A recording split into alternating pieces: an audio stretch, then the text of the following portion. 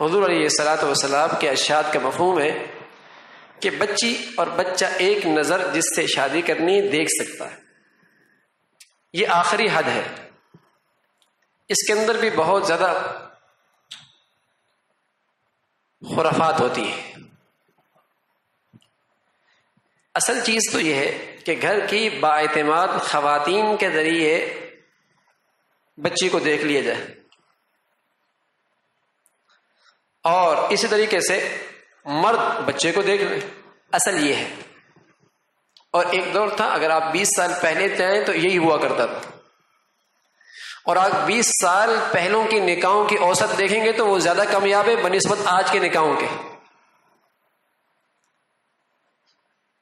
اب تو کہتے نہیں، پہلے تعلقات بھی ہوں، اسکول میں بھی تعلق ہو، یونیورسٹی کے اندر بھی تعلق ہو، دعوتوں میں بھی شرکت ہو، کچھ سیر بھی ہو جائے، کچھ اکیلے بھی نہیں بھیج دیا جائے تاکہ کچھ مناسبت کا پتہ چل جائے، تو ساری مناسبت شادی سے پہلے کر لیتے ہیں، شادی کے بعد مناسبت ختم۔ اس لیے کہ جب حرام کریں گے تو حلال کی لذت تو نہیں ملے گی نا، جب حرام کریں گے تو پھر حلال کی لذت نہیں ملے گی۔ اللہ کی سنت یہی ہے کہ جتنا حرام کی لذت اس سے اختیار کر لی اتنا حلال سے محروم ہو جائے گا، اتنا حلال کی لذت پھر نہیں ملے گی۔ تو اس کا آسان طریقہ یہی ہے کہ گھر کی بااعتماد خواتین جا کے بچی کو دیکھیں۔ دوسری صورت آخری درجے کی یہ ہے کہ بچی آئے اور کوئی چیز رکھ کے چلی جائے، اور وہاں یہ نہیں کہ سارا خاندان مردوں کا بیٹھا ہو، بلکہ اس بچے کی ماں باپ بیٹھے ہوں اور بچہ بیٹھا ہو، بچی کوئی چیز رکھ کے چلی جائے اور ایک نظر ان کی پڑ جائے، بس یہ آخری حد۔ اتنا، یہ نہیں کہ اسے مسلسل بھری محفل کے اندر اسے دیکھا جائے، یا بھری محفل کے اندر اسے بلایا جائے، یا خلوت میں کچھ وقت دیا جائے۔ ارے میرے عزیزو، یہ حرام ہے، اور جب حرام ہے تو اس کے نتائج بد بھی پھر سب دیکھیں گے، نتائج بد بھی دیکھیں گے۔ اس لیے اس بات کا بھی اہتمام ہو کہ سادگی بھی ہو اور ان تمام خرافات سے نجات پائے، تمام خرافات سے۔ اور ساتھ ساتھ میں نے جو عرض کیا کہ انتخاب کا معیار یہ ہو کہ دین دیکھا جائے، ادھر بھی دینداری دیکھی جائے، ادھر بھی دینداری دیکھی جائے، معیار یہی ہو۔ یہ نہیں کہ سب چیزیں دیکھ رہے ہیں اور نہیں دیکھ رہے تو دین ہی کو نہیں دیکھ رہے، یہ غلط ہے۔ ہاں، اگر دین کے ساتھ اگر یہ ساری چیزیں بھی ہوں کوئی حرج نہیں ہے، لیکن مقصد دین رکھا جائے، مقصد شرم و حیا رکھا جائے۔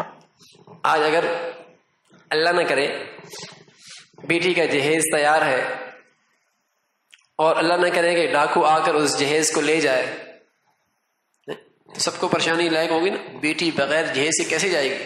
ساس تو گھر رہنے نہیں دے گی، جب بھی کوئی پیالہ ٹوٹے گا تو ساس تانا دے گی، لے گھر سے لے کے کیا آئی ہو؟ ہاں، جب بھی کوئی چیز نقصان ہوگا تو ساس تانا دے گی، تمہارے ماں باپ نے دیا کیا ہے؟ یہ بیچاری ساس یہ نہیں سمجھتے کہ تمہیں جو اللہ نے دیا وہ کس نے دیا ہے؟ وہ بھی تو اللہ نے دیا نا، تم نے کون سے اپنے گھر سے لایا؟ ارے اللہ کا رزق ہے، ہو سکتا ہے اس آنے والے کی اس برکت سے بھی تمہیں کچھ مل گیا ہو۔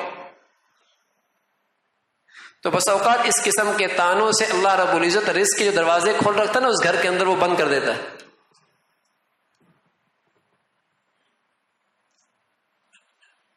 تو اگر چوری ہو جائے تو ماں باپ پریشان، کیا دوسرے گھر جائے گی کیسے؟ یہ تو پریشانی سب کو لائق ہوتی ہے۔ لیکن خدا نہ خواستہ اللہ نہ کرے اس کی عفت اور پاک دامنی خطرے میں پڑ جائے، حیا کی چادر ہی نہ رہے، تو کبھی ماں باپ نے یہ بھی سوچا کہ اپنے دوسرے گھر کو آباد کیسے کرے گی؟ اس لیے کہ جو عورت کا قیمتی سرمایہ تھا وہی اس کے اندر نہیں ہے۔ اگر نوجوان کی نوکری ختم ہو جائے، کاروبار نہ ہو، تو فکر سب کو ہوتی ہے، ہونی بھی چاہیے، فطرتی بات ہے۔ لیکن اس سے بڑھ کر فکر یہ ہونی چاہیے کہ اگر اس کے اندر اللہ کا خوف ہی نہیں ہے تو میری بیٹی کا کیا حق ادا کرے گا؟ یہ جو اللہ سے نہیں ڈرتا، جو اللہ کے حق ضائع کر رہا ہے وہ مخلوق کے حق تو بدرجہ اولا ضائع کرے گا جب اسے موقع ملے گا. اس کا پہرا بننے والی چیز حقوق کی ادائی کے لیے وہ تو اللہ کا خوف تھا, وہی اس کے اندر نہیں ہے. یہ دیکھنے کی چیز.